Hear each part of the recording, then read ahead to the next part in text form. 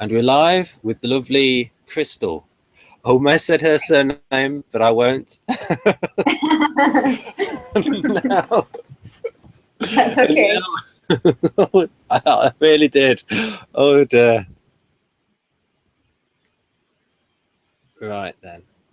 This is, can you see that okay, Crystal? Yes. So this is, so okay, it's if someone's a socionics person and they're confronted with this, with the soci, and they have to think, oh no, where it's so if you so the idea, so each one of these model A's is, you know, the type by the top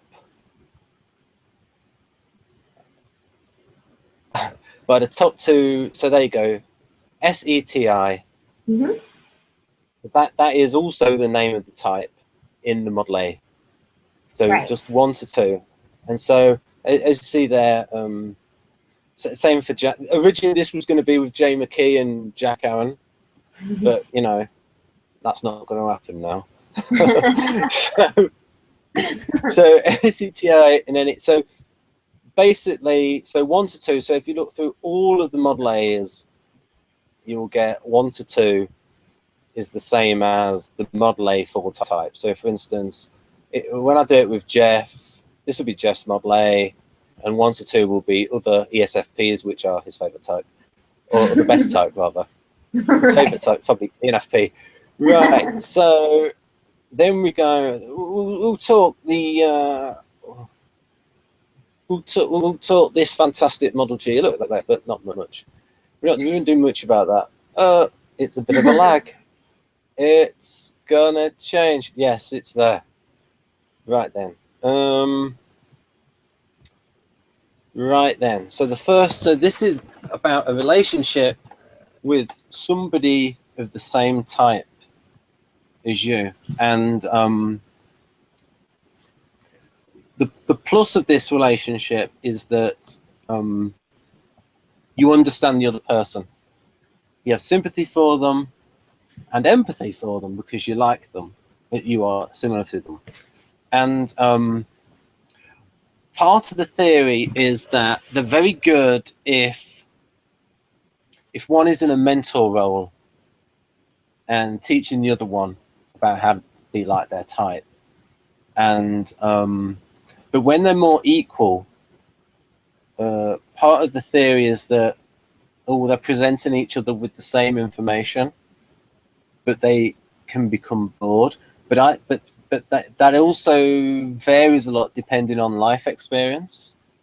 And so I would say if you have a couple of ENFPs in a relationship, they might have done so much throughout their lives that they have, and they're always doing different things, so that it's never going to get boring. Whereas if you have two types who are like, say, a couple of ISTJs, they might bore the heck out of each other.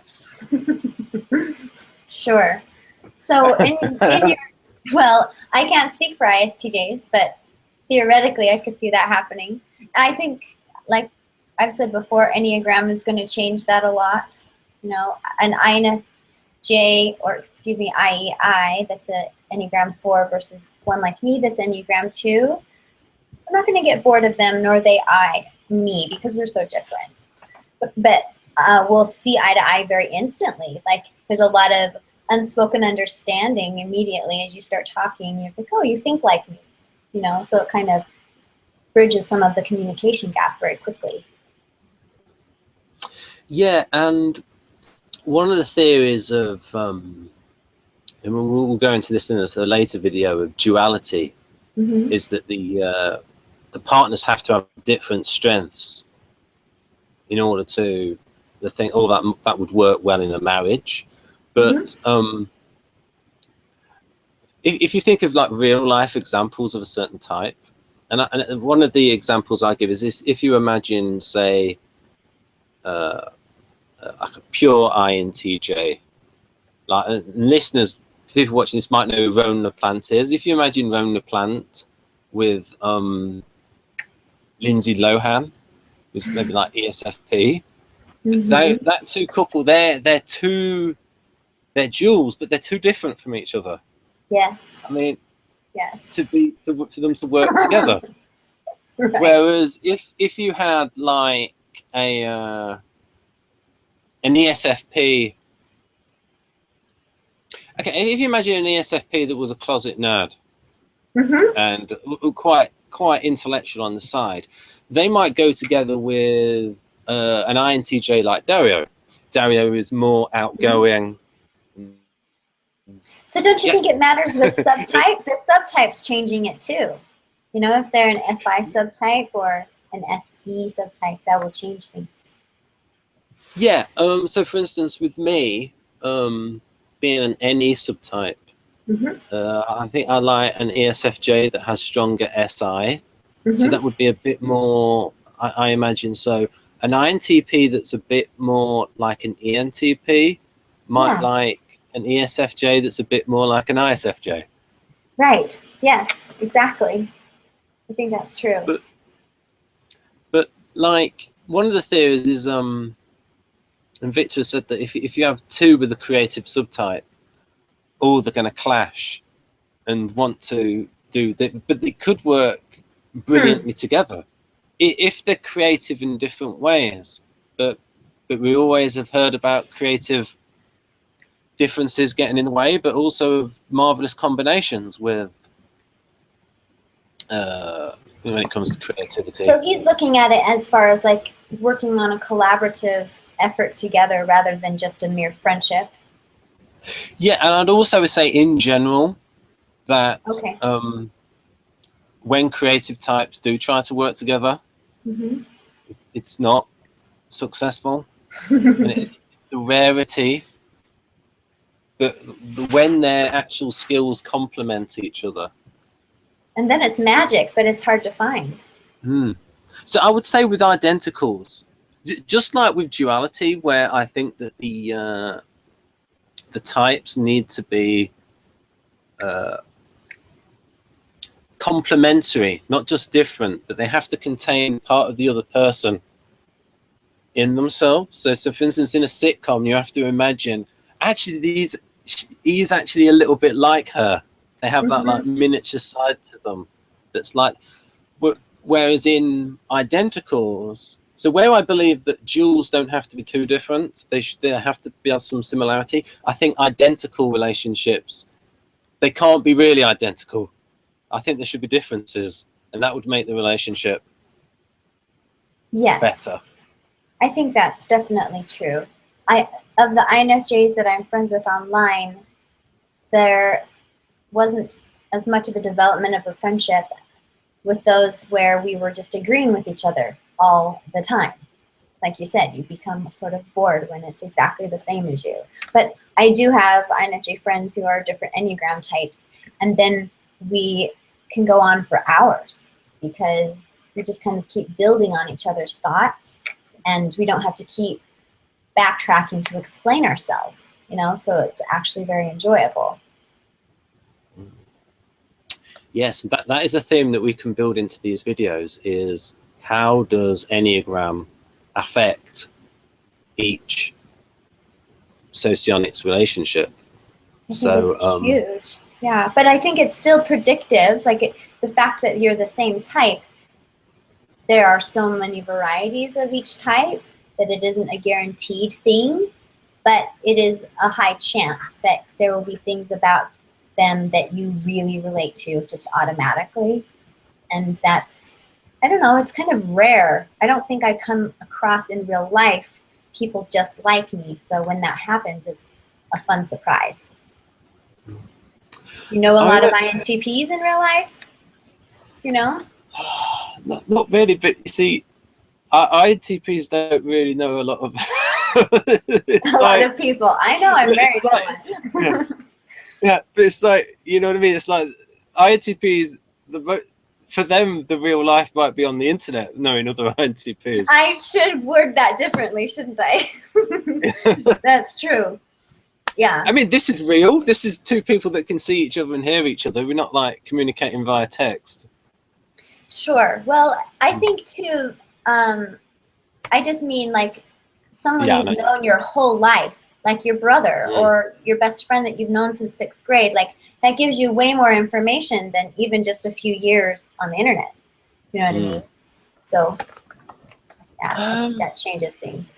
So yeah, I think there's certain types. I think we mentioned this before, like a couple of types that do a lot of different things. Mm-hmm. They're always doing something new, always doing something different. That they're not going to bore each other, and in fact, the boredom is not going to be the problem. The problem is going to be how do they do the regular household tasks. And like it's even in the young, it's like a young book, like a little graphical guide where they talk about they're going to be arguing over who does the dishes. Yes, because they're so alike. They'll dislike the same things and like the same things. There's no balancing effect. Yeah, but just like if two people are like ENTPs, ENFPs, they just want to go out and have fun, but you know someone's got to do. Nobody's the responsible one. Yeah, I mean, like, well, I mean, we could say, if taxes were lower, they could afford a There's a solution. a maid. But if we go back to what was it called? We wrote the Brady Bunch. Yes, they had a maid when they had, because both of the parents were working. Yes. They could afford a maid. But I wish that was more. I want a maid. Neither of my husband or I are EPs. But there's that, so that would be, although it's not strictly relevant, but it is an example of a non-typological factor affecting relationships, where so a relationship between, say, a male and female INTP, where they had a maid or a housekeeper, and both of them could be INTP, and they don't need to argue over who does the housework. Then it could work. You're saying that interferes with the relationship over time, that those little things start to aggravate them. But if you remove that, then because that is a big when both partners work, and they argue a lot over who does the housework. So when you listen or read or study about Socionics intertype relations, do you mostly look at them in that type of partner relationship, or just in general of any type, a parent, a child, a friend, a coworker? I mean, obviously we can apply them across the board, but your examples right now, you're saying we're talking about identicals, two INTPs, but living together. That's a completely different relationship. Yeah, I think about I do think about what would it be like in a marriage for each type when you're just comparing the intertype relations. Okay. Yeah, and then because I can imagine what the conflicts might be. But I mean, like even what's interesting is Linda Bones is INTP, and she wrote in her profile of INTP, and you can tell this is where it's coming from the woman's point of view about not liking to do housework. So she brought it up. She's like, "This is a problem." So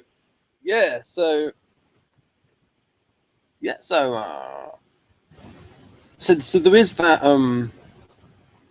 What would be the comparison? I'm just trying to think, like two INFJs together, living together. I don't know that would be something that we would argue about. I'm wondering there might be something different that two INFJs would come across. I remember, and it was so memorable. There's a series called Babylon 5, and there was an example of a black pastor was saying to Sheridan that he liked to mop the floor for his friend because he was doing it for his friend rather than doing it for himself. And it was like, and in hindsight, it's like such an FE thing where I'm relating, doing it for somebody else. So Yes. maybe an INFJ couple, it might be like, well, I hate doing this, baking this cake, but it's for the other person. Mm-hmm. It would be a really gushy relationship, mushy, gushy, sappy. So is that like an inner struggle for you between like the SI and the FE? Oh, it's hard. It's very hard. That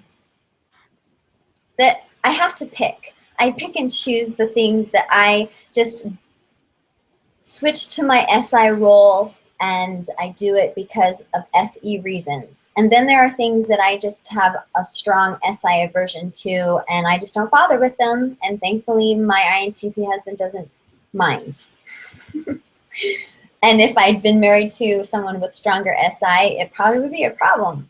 You know, I feel like I keep my house really clean, but I don't do it like my ISFJ mom does. You know, she vacuums on a certain day and does the bathrooms on a certain day, and you know, she has like a routine that she would follow.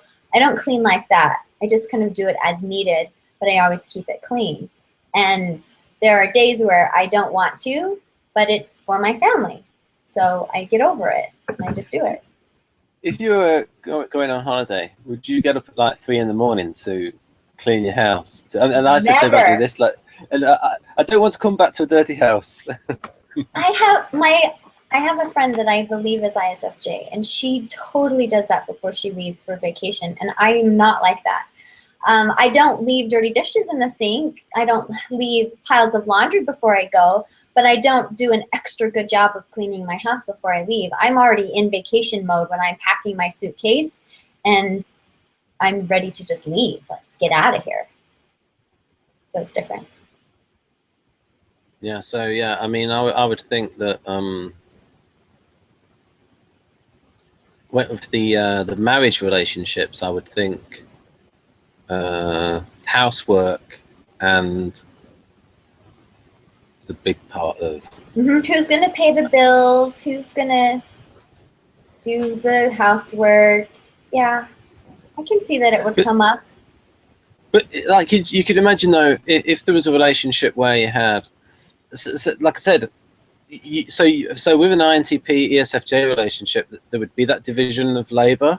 But if the ESFJ was always outgoing, doing social things, and the INTP never went out, again, it's the two different. It would need to be if the ESFJ could, if the INTP was more outgoing, and then the sort of the ESFJ took the INTP outside, and the INTP was a bit more sociable. Then because they're more similar to each other, then it gets on better. But there's still the division of labor, right? So we always will talk about duality because it's the most interesting intertype relation. I know. We are trying to talk about identicals, but it's a matter of comparison, of how it compares to duality. Well, and I think for an identical relationship too, there's going to be not as much in motivation from them to help you grow in ways that people are different from you. You will maybe just strengthen all the things that are similar, but your weaknesses are probably going to remain your weaknesses because neither of you are any good to each other, you know? Yeah. If you're both weak in SE, how can you pull each other out of that? You can maybe make things worse. I don't know. Two INTPs are not going to push each other to get out there or to socialize or to be friendly or to host parties or have people over. You know, you're not going to help each other expand your social circle. One thing here is it says here that it allows them to look at each other to evaluate their strengths and weaknesses, but that can privately. But do you think to do it together? Yeah, but I actually think though that could actually lead to competition. Oh, that's true. You know, when people are similar. Whereas when people are different, it's like It's like if you had a rocket scientist and a brain surgeon in a relationship, they're not going to be competing over who's the smartest, because they're smartest in different ways. Right. Yes. Oh, I have seen that online. Just in forums, it feels sometimes there's like a competition between types. You know, ENFPs are going to try to get the biggest rise out of the group. Sometimes they're trying to say the most outlandish thing.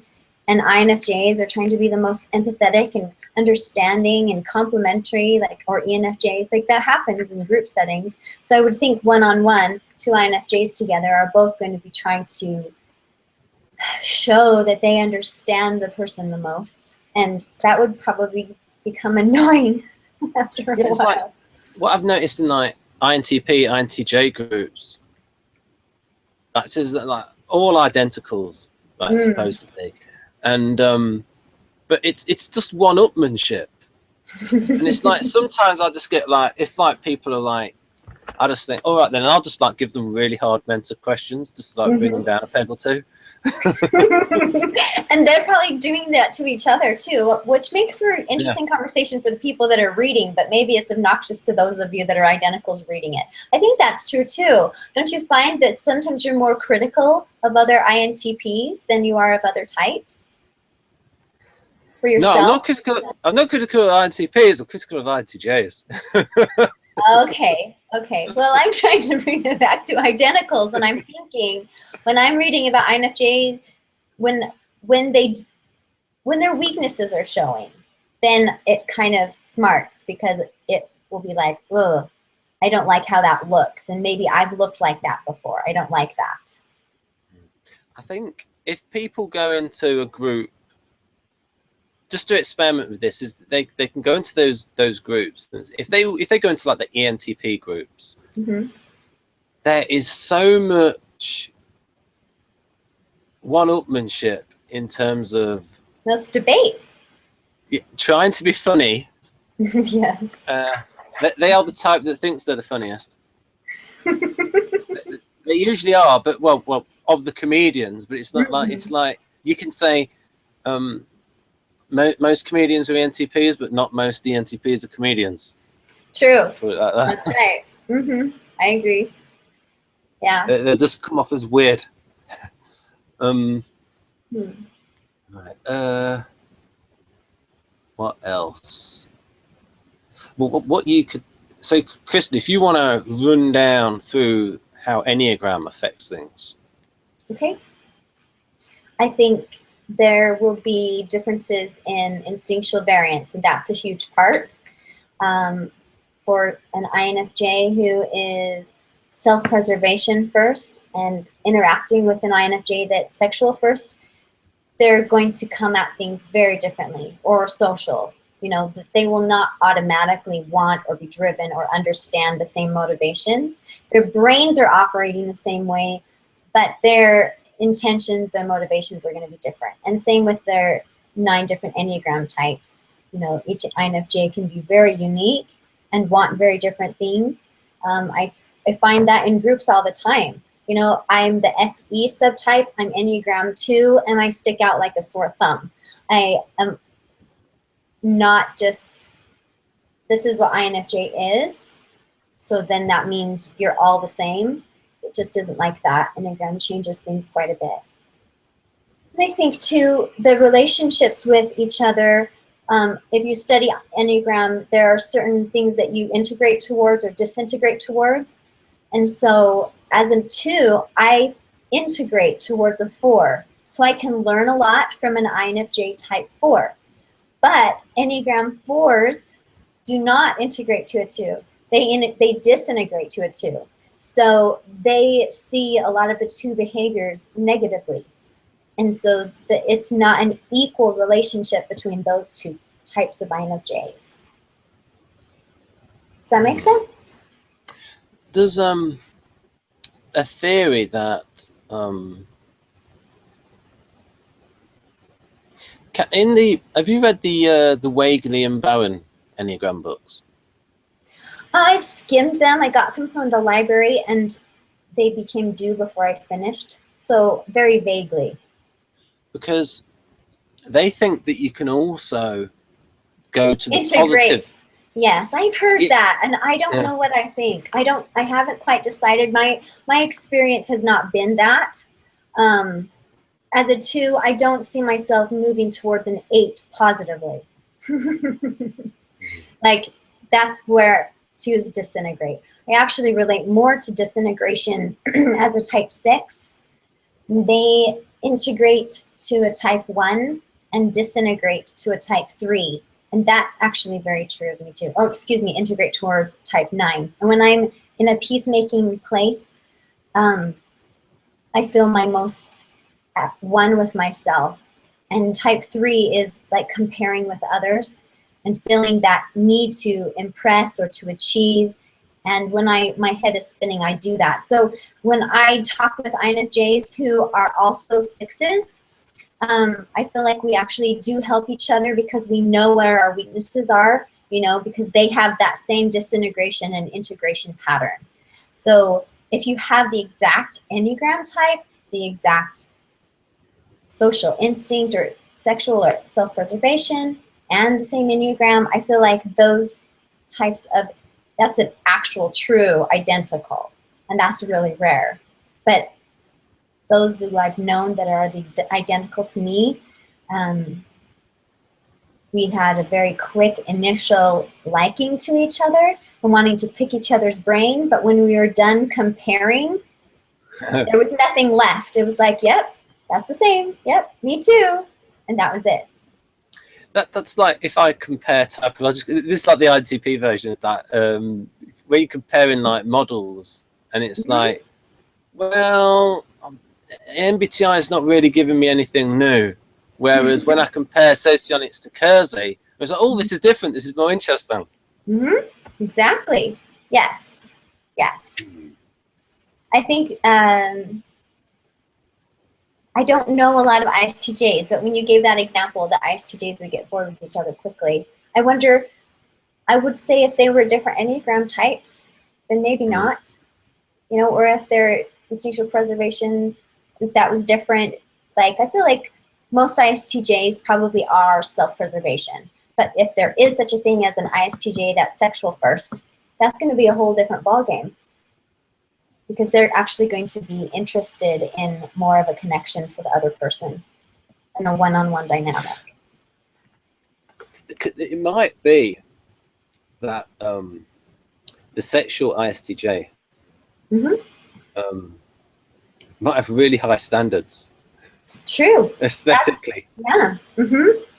Oh, sure. Well, and what they would do to make themselves be more appealing, you know, of how they would view that, what that would look like, would be different than each type. That's why it's so much more fun, like you said, to combine all the models together, because it's just one other facet of a person's personality. And true identity, to be completely identical, I would think all of that would have to line up. And maybe that's why when someone reads about identicals and socionics, they won't immediately agree with it because they know another person of their type, and either they decide, oh, well, then they're not my type because they're not like me. That happens a lot on forums. Or they're just, you know, not recognizing that there's Enneagram differences too. You talked before about, and you said that you got back into making YouTube videos because you were helping younger INFJs and INFJs with different life stories to your own. And there's an example of you interacting in an identical relationship. I think it's probably the most satisfying type of interaction with an identical is to find someone either older or younger than you who does have a different life story, but who can see the world through similar glasses to yours. So they speak in a language that allows you to kind of skip some steps. You know, they immediately see your tendencies, and because they've lived them. So I find it very interesting and beneficial, but that's what INFJs are all about, is personal change and growth and, you know, analyzing our psyche. So trying to figure out, like, 2 ESTPs, an older ESTP, is he going to tell the other ESTP to not live it up and to not take those risks and to not do those crazy things? Or you know, or they're just going to compare swap stories and it will still be a one-upmanship because you haven't lived, son. You don't know. I don't know. I think it probably depends on the maturity of the ESTP. Exactly. Yeah. Well, and again, their Enneagram type, like an Enneagram 8 ESTP is very different than a 7. Yes. Yes. Yeah. I had to think now, yes. Yes, they are. Yeah. I think we've covered everything. Standing between others.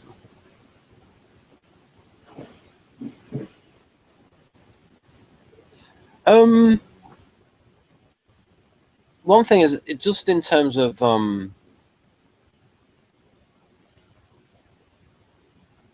like, you have recently been typed as ENFP, and yes, I have. and but and we talked about this off air about but upbringing, social environment has a big effect on how type is expressed. So as you said before, if you're talking to other INFJs with different upbringing, different values, and again that can make them very, very different.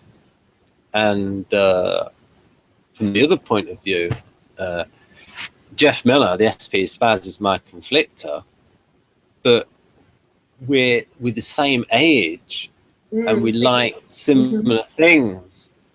So there's like a non-typological factor of a similarity brings us together. Yes, and I think that is the number one thing that constantly has to be, I don't know, repeated over and over to remind people, not Socionics, MBTI, Enneagram, it doesn't cover the explanations of everything in a person's life. It's so whenever we are thinking about somebody and we notice, well, this is different, rather than automatically assuming it has anything to do with typology, it might just simply be, like you said, an interest, an age, a background. None of that has to do with typology. But we always try to tie it back to typology, and typology gets the credit for a lot of things that have nothing to do with it. Yeah, and one of the things in Kersey is that I'm starting to become convinced that he only saw 4 personality types, and that the rest was role variants, and it depended on upbringing how they became like the role variant equivalent of like INTP, INTJ, ENTP, ENFJ. But I think he did, and he actually talks about the 4 personalities. But would they be similar to the 4 quadras, or how? I don't know. I think he just saw it as, it's like he believed in this complex thing called system field theory, where one of the lines is that the maturation of characteristics is always environmentally induced. And so, and he talks about types in different roles, and he will call them the role variants. But his last book, Personology, was based on brains and careers, and there he's sort of outlining more the role that someone performs rather than the actual type of the person. So again, that's another thing where, and we can compare this with Dario's research, that someone's job and someone's life story affects their brain. Sure. And you can see career-specific changes in individuals. So, for instance, an INTP that has become a counsellor has activity in the brain that's more like an INFP, about listening. And then those that is more of a diplomat has parts of the brain active that was more like ESFJ, like social feedback. So it's always people that like stick to one model and say, why do you compare all the models? It's like, this is why. Well, and the age that you're tested and figure out your type, I think that is huge. you take that INTP that's in his 60s and for the very first time introduce him to typology and figure out his type, will he still come out INTP? And, you know, how is that determined? Because his brain's been changed, like you said. Certain things have been enhanced that might not be when he was 18. What do you think? Victor thinks that, I asked him about this, about types becoming like their dual, and he said that only happens in dualization. So maybe the way he sees it is that if you had an INTP with an the ESFJ would win. The effect of the ESFJ would, like, they would leave their influence on the INTP. True. And the INTP would leave their influence on the ESFJ. And but yeah, it depends, and it's like if I'm designing the story, and I'm very much a huge supporter of Robert McKee, and he talks a lot about character, true character, and structure being the same thing. So, for instance, you engineering certain situations to make your character make certain choices, and very much their environment and the things that have happened to them can very much change their true character. If, like, traumatic experiences have happened to them. I mean, a very trusting person who's been betrayed a number of times might not end up so trusting. Right. It might be their nature, but they eventually decide, this hurts too much. I need to do something to change that. But also their actual brains might actually change, because as Dario showed, that, like, there's still the there's still going to be like, it's like two extremes. There's those people that think you are your type, you are biologically determined, and environment doesn't matter. Well, that's obviously absurd. Too far, yeah. And then the other one that's absurd is that, oh, we're all products of our environment, which means that everyone who comes from a certain area would be exactly the same. That would mean all 7 of the siblings that came out of my family would be the same. Yeah. Yeah, it's not. And even yeah. And scientists, geneticists, biological geneticists, in terms of those specific, they love studying twins. They really do. They love. And I think Dario mentioned a study called the Minnesota Twins, which was an MBTI study on twins. That's in his book, isn't it? That sounds familiar. I don't know. I've not read it all yet, but he mentioned that in a hangout. So people could look at that. And were they identical? I don't know. But again, development. I mean, scientists would love to just, like, have some twins, say bye-bye to the parents, and then to see what effect. Oh, of course they would. Yes. Perfect. Lab. Different teaching methods, see how they come out differently. But it might just be that there's also extremes of people where, like, if someone's born wrong, where they're just a sociopath, and they're, like, given the best environment, they're going to turn out wrong. Or the other way around is if you have someone who's born great and they're in a really bad environment, they're going to come out great anyway. But most people are in the middle, and the environment is going to have a big effect on them. Exactly. Well, of course. And I think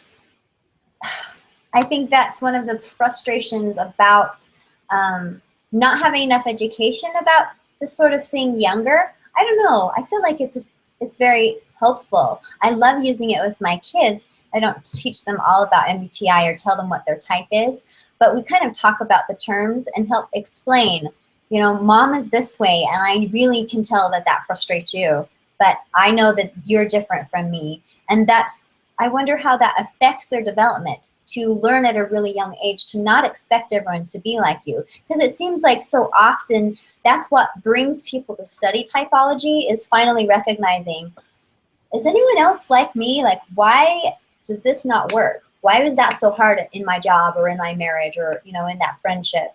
And then they study and they're like, oh, wow, what a weird way of thinking. I would never think like that. You know what I mean? I think I showed you that Rennie Barron book, The Four Temperaments. I think that'd be a good book to show your kids, because it's like, it's got cartoons in it, and it's like, just like simplifying it, just 4 types. And then she's done another book that I have to hand that is, oh yes, we have the Enneagram Made Easy.